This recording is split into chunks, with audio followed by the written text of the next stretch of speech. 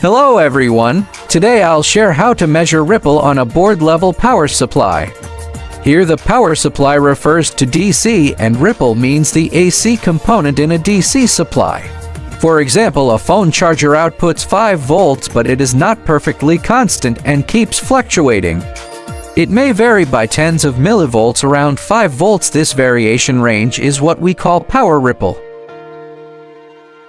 Power ripple is one of the most commonly tested parameters in board-level hardware testing. Excessive ripple can cause some chips on the board to malfunction, so measuring power ripple is a basic skill for hardware engineers. So how do we measure power ripple? In fact, you only need an oscilloscope to measure ripple. Today, I'll introduce 2 methods using an oscilloscope.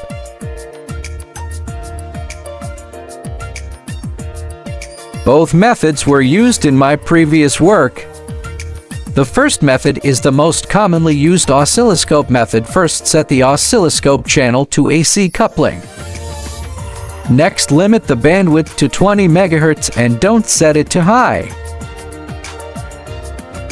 Too much bandwidth introduces high-frequency noise and makes the ripple look larger. Set the probe to 10.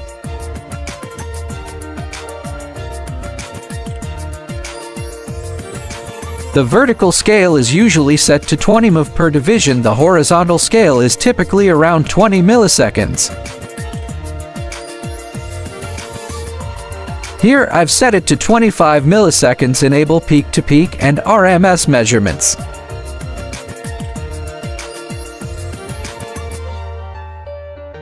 The RMS value is not very useful here. We mainly read the peak-to-peak value.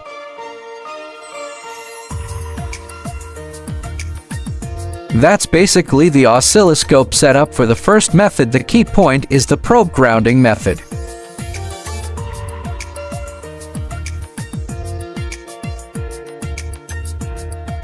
When measuring ripple, avoid using the long ground clip because it's too long and forms a large loop.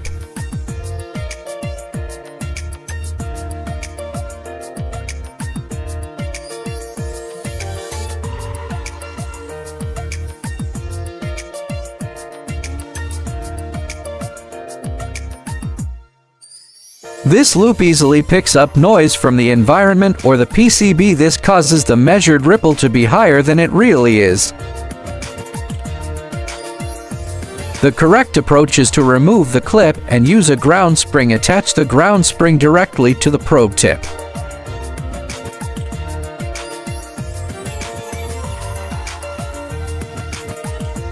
This creates the smallest loop and minimizes interference. This is the best way to measure power ripple.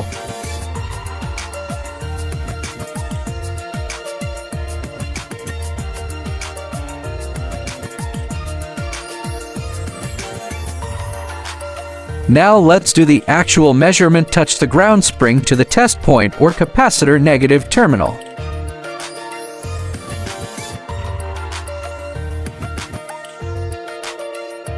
Touch the probe tip to the power positive terminal. Let me show you an example. This is how it should be connected.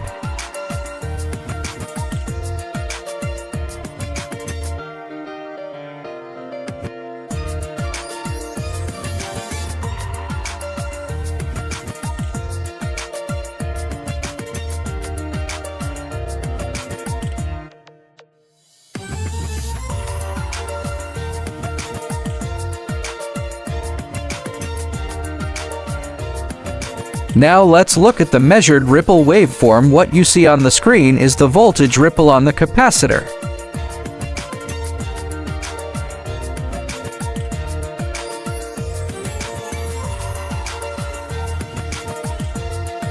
We press the pause button on the oscilloscope. The measured peak-to-peak value is 48 millivolts.